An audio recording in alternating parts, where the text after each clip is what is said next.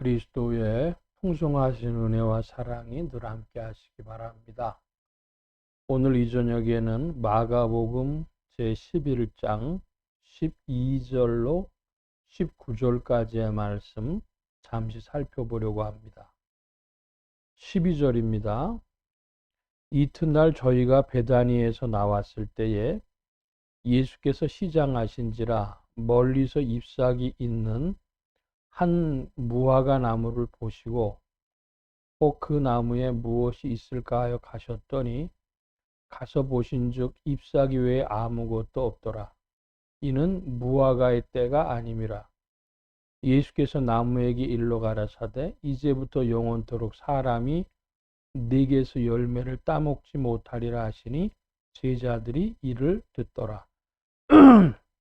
먼저 14절까지의 말씀 살펴보려고 합니다.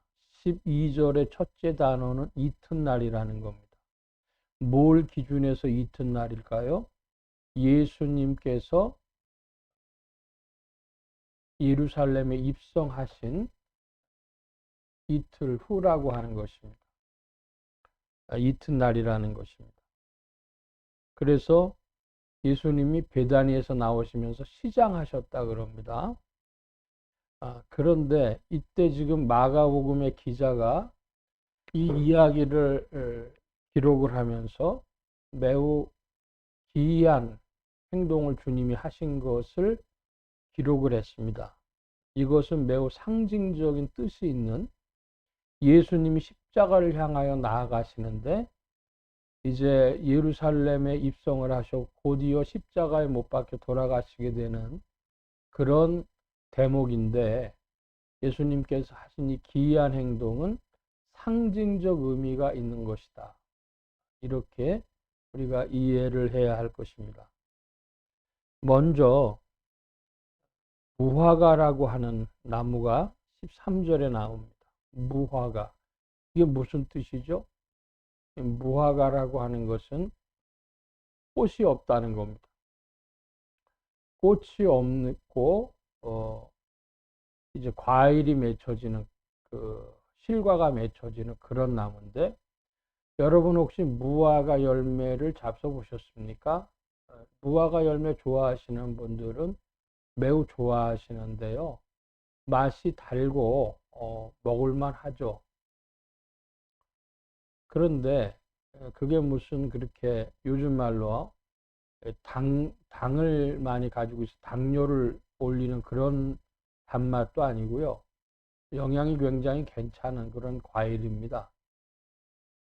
그럼 이 무화과는 무슨 의미가 있을까? 첫째로 화려하지 않다는 의미가 있죠. 꽃이 없는 나무니까, 꽃이 없고 과실을 맺히는 나무니까 그 봄에는 좀 아름다운 꽃도 피고 이래야 되는데 화려한 것이 없다. 이것입니다.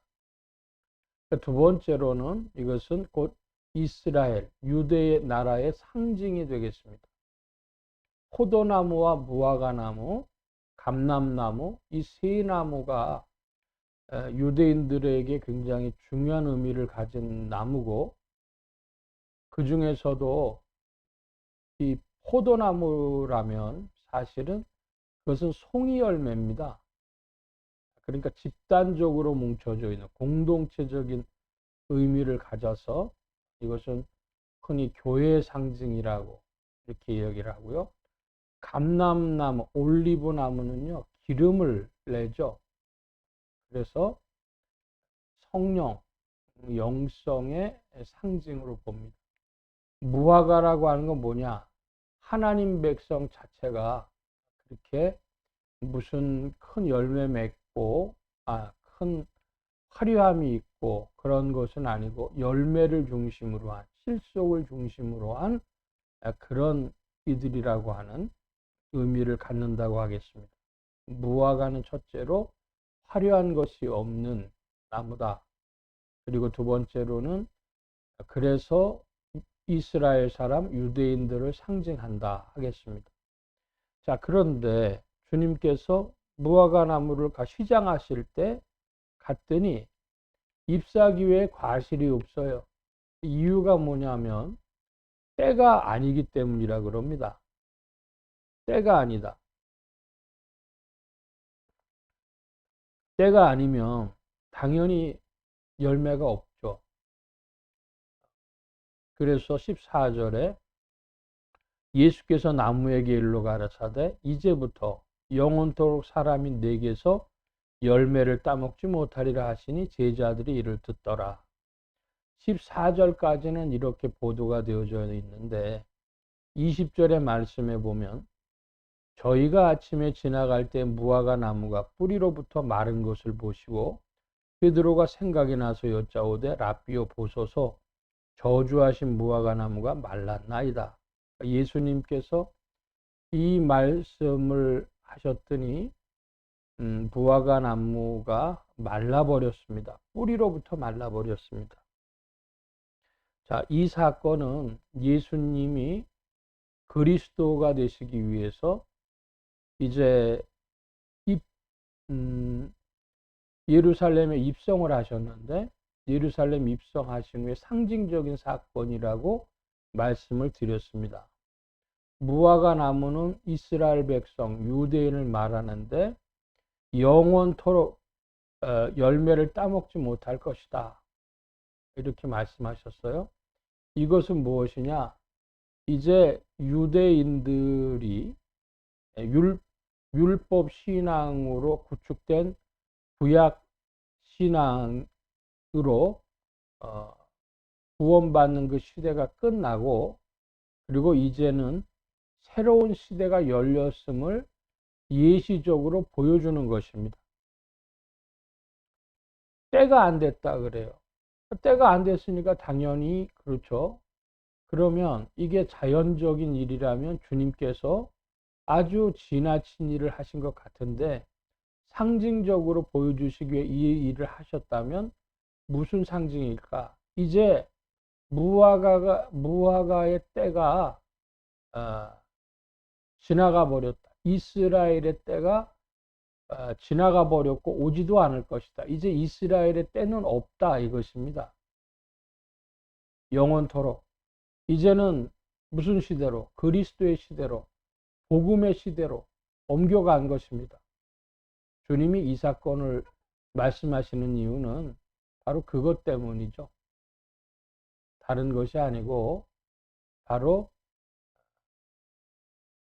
예수 그리스도의 십자가를 통해서 드러날 복음의 세계, 그리스도의 세계를 향해서 구약의 시대, 율법의 시대, 모세 시대를 벗어나는 그 예시를 지금 주고 계신 것입니다. 그래서 어떻게 보면 참 냉정하죠. 때도 아닌 나무한테 가가지고 과실을 못 내놓는다고 하셔서 그랬을까. 그런데 이 말씀이 이루어져서 이제 무화과 나무가 뿌리부터 마른 것을 보면 주님이 이 사건을 통해서 분명히 드러내시려고 하는 것입니다. 유대인의 시대가 지나갔다. 율법 신앙의 시대가 지나갔다. 모세와 선지자의 시대가 지나갔다. 이제는 만민을 향한 복음의 시대고 그리스도의 시대라고 하는 말씀을 주시는 겁니다. 15절 이하의 말씀을 봅니다. 저희가 예루살렘에 들어가니라. 예수께서 성전에 들어가사 성전에서 매매하는 자들을 내어 쫓으시며 돈 바꾸는 자들의 상과 비둘기 파는 자들의 의자를 둘러엎으시며 아무나 기구를 가지고 성전 안으로 지나다님을 허치 아니하시고 이에 가르쳐 이르시되 기록된 바 내 집은 만민의 기도하는 집이라 칭함을 받으리라고 하지 아니하였느냐. 너희는 강도의 구려를 만들었도다 하시매. 15절로부터 17절 말씀을 보니까 강도의 구려리라 그랬습니다. 좀 우리말로 쉽게 말하면 도둑놈들의 소굴이라는 거예요. 부당이득을 취하는 자들의 그런 구렬이 돼버렸다. 소굴이 돼버렸다. 이거죠. 그러면 어떻게 이들이 부당이득을 취하였을까 하면 여기 15절에 보니까 돈 바꾸는 자들, 비둘기 파는 자들이라 이렇게 기록이 되어져 있습니다. 돈 바꾸는 자들이란 뭐냐 하면 그 당시에 돈이 몇 가지 종류가 있었습니다. 하나는 로마 제국에서 통용되어지는 돈, 그리고 헬라 제국이 멸망했지만은 헬라 제국에서 발행했던 그리스 돈, 그리고 이제 성전을 들어갈 때에 성전에서는 성전 돈만 받습니다. 성전 세겔이 따로 있었는데, 그러니까 세 개의 화폐가 서로 교환이 되는 겁니다. 요즘으로 치자면 미국 달러하고 혹은 중국의 위에나하고 일본의 엔화하고 또 무슨 유럽의 유로화하고 우리나라 한국 돈하고 뭐 이렇게 여러 가지 있지만 또 두 개 빼고 그냥 한국 원화, 중국 위에나, 미국 달러 이 세 가지만 보겠습니다. 연동이 돼 있어요. 서로. 왜냐하면은 환율 계산을 해가지고 맞추느라고 다 연동이 돼 있지 않습니까? 그것처럼 성전 세겔과 그리스 돈과 로마 돈을 이렇게 연동을 시켜가지고 환율 계산을 해가지고 거기서 이제 환전상으로서 수익을 얻는 겁니다. 근데 성전 세겔은 아무나 취급 못하고 이 대제사장들이 지명한 사람들만 취급을 해요. 그러니까 결론적으로 독점 사업입니다. 환전 하는 일이요, 독점 사업. 지금은 환전하는 일이 뭐 은행에서도 하고요, 명동에도 가면 환전상이 있고요. 제가 의정부 쪽을 한번 가봤더니 의정부에도 환전상이 있더라고요. 뭐 곳곳에 많이 있을 겁니다. 조선족들이 많이 산다는 영등포, 대림동 이런 데 보면은 환전상들 많이 있는데요. 그런 것처럼 그 환전상이 많은데 이때 환전상은 몇 안 됩니다. 독점 사업이에요. 대제사장이 인정해 준 사람들만. 자, 그런데 마가복음 재밌는 거는 비둘기 파는 자들의 의자를 둘러엎으셨다 그럽니다. 이거는 성전에 제물로 드리기 위한 것인데, 제물로 뭘 드렸냐? 소나 양이나 비둘기. 돈 없는 사람들은 비둘기, 보통 사람들은 양. 제사장이나 국가에 이런 큰 제사를 드릴 때는 소, 그러니까 보통들 양이나 비둘기입니다. 그러니까 비둘기 파는 사람들까지라도 작은 자본을 가진 장사치들이라 하더라도 그 부당이득을 취하고 강도의 속을, 도적놈들의 속을 만드는 것을 주님이 원치 않으셨던 것이죠. 성전은 원래 무엇하는 곳이냐 봤더니 만민의 기도하는 집이라 그랬습니다. 그럼 기도가 뭘까부터 잠깐 볼까요? 여러분 무슨 기도 아십니까? 기도에 몇 가지 종류 혹은 꼭 필요한 요소들이 있는데, 첫 번째로 감사입니다. 하나님 앞에 감사. 두 번째로는 하나님 앞에 회개. 그리고 또 다른 사람을 위해서 중보 혹은 간구 이런 것들을 드리죠. 그럼 감사도 이스라엘 사람들은 감사제라 그랬어요. 감사제물. 그리고 죄와 허물이 있을 때는 속죄제, 속건제를 드립니다. 그러니까 하나님 앞에 감사 때문에 제물을 드리기도 하고 또 회개함으로 제물을 드리기도 했는데, 그 제사라는 게 최종적으로는 그들의 자세, 마음의 표현입니다. 그러므로 실상 그 제사를 기도라고도 할 수 있는 겁니다. 그러면 오늘날 우리가 예배 드립니다마는 예배 드릴 때 기본적인 태도는 결국 기도하는 마음입니다. 하나님 앞에 있는 마음. 성전에 뭐 때문에 나오냐? 하나님 앞에 나오는 마음으로. 하나님께 나올 때 감사 제물을 들고 나오기도 하고 회개 제물을 들고 나오기도 하지만 근본적으로 하나님 앞에 나오는 마음으로, 즉 인생들이 하나님 배울 수 없으니까 기도하는 마음으로 나오는 것입니다. 그래서 구약에는 이스라엘 사람들 위해 성전이 있었는데 여기에서 보니까 이 제사장부터 부당이득을 추구합니다. 자기가 그거를 지명해 가지고 거기에 대한 무슨 반대급부 혹은 뭐 상납 이런 거 받는 것이고요. 사람들은 부당이득을 취하는데 조금 전에 양 말씀드렸습니다. 그런데 그 당시에 농경사회이기 때문에 양들이 사람들이 많이 있었죠. 아주 먼 사람들은 아니라면 배단위 동네라든지 혹은 거기서 조금 더 멀리 떨어져 있는 지역 같으면 양을 몰고 와서 제물로 드릴 수도 있습니다. 그런데 검사를 해요. 그래서 외부에서 가져온 양들은 전부 흠을 잡아서 그 제물이 못 되도록 반품 처리하는 겁니다. 그럼 뭘로 제물 드리냐? 거기 있는 거. 성전 앞마당에 있는 거. 그것도 독점 사업이죠. 그래서 주님이 만민이 기도하는 집을 강도의 구려를 만든다고 이렇게 말씀하시는 겁니다.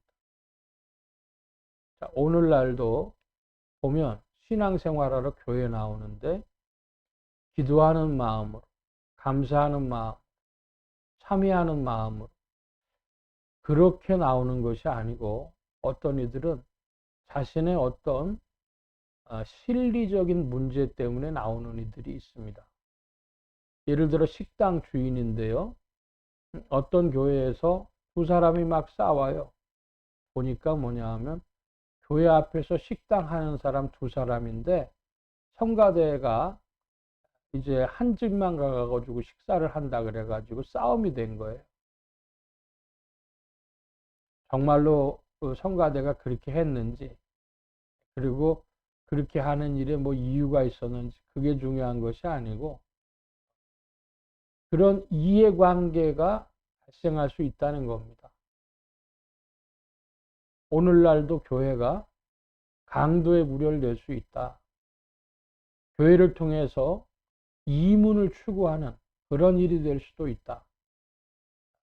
이것 우리가 살펴보아야 될 텐데 그렇지 아니하도록 힘써야 할 것입니다. 특별히 이제 이 상인들을 성전에서 내어 쫓으시는 것이 주님의 십자가를 앞에 두고 벌어진 일이라 이 마가복음의 그 보도를 보고 우리가 생각을 한다면 주님은 교회를 어떻게 생각하는가? 성도들이 예배당 나올 때 어떤 마음이 돼야 하는가? 굉장히 깊이 관심하심을 우리가 알 수가 있습니다. 여러분들은 신앙생활을 할 때, 예배드리러 교회 나올 때 오직 감사, 오직 참회의 심령, 그리고 오직 다른 이를 향한 중보기도의 심정으로 예배당 문을 출입하는 여러분들 되시기를 축복합니다. 18절입니다. 대제사장들과 서기관들이 듣고 예수를 어떻게 멸할까 하고 꾀하니 이는 무리가 다 그의 교훈을 기이 여김으로 그를 두려워함일러라. 매양 저물매 저희가 성 밖으로 나가더라. 자, 이제 대제사장과 서기관들이 예수님의 이야기를 듣고 우리가 공존이 불가능하다. 예수와 우리가 동시에 존재할 수는 없다고 생각하고 예수님을 멸하려 했다는 것입니다. 즉 대제사장과 서기관들이 보여주는 구약 종교, 율법 종교, 모세 종교 혹은 실리를, 자기의 이익을 추구하는 종교들과 예수 그리스도의 복음 신앙, 그리스도 중심적인 신앙, 십자가의 신앙은 양립할 수 없는 것이라고 하는 것을 우리에게 증거하고 있는 것입니다. 여러분이 주의 은혜 가운데 힘써 전진하셔서 바로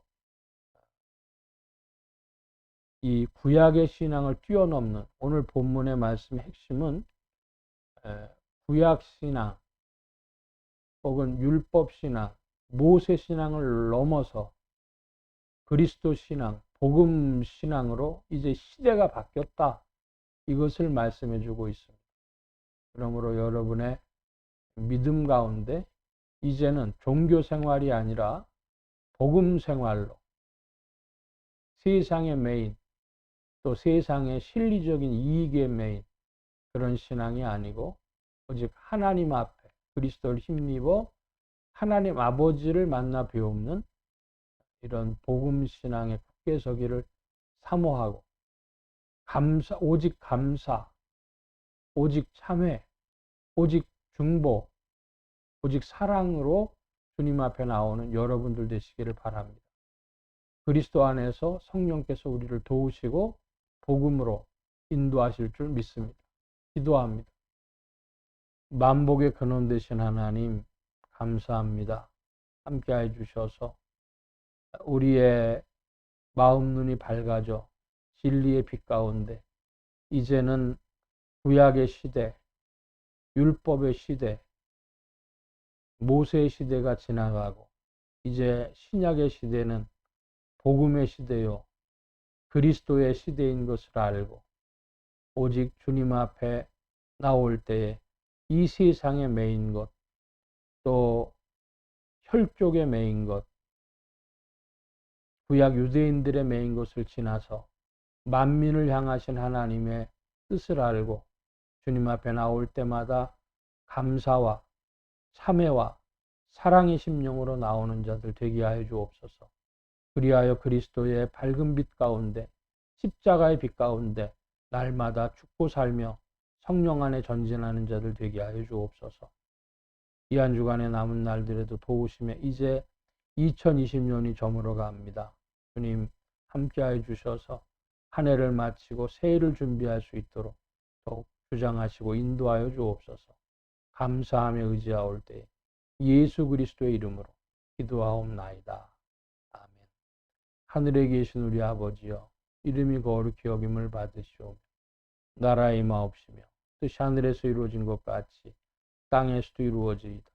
오늘날 우리에게 일용할 양식을 주옵시고 우리가 우리에게 죄 지은 자를 사하여 준 것 같이 우리 죄를 사하여 주옵시고 우리를 시험에 들게 하지 마옵시고 다만 악에서 구하옵소서.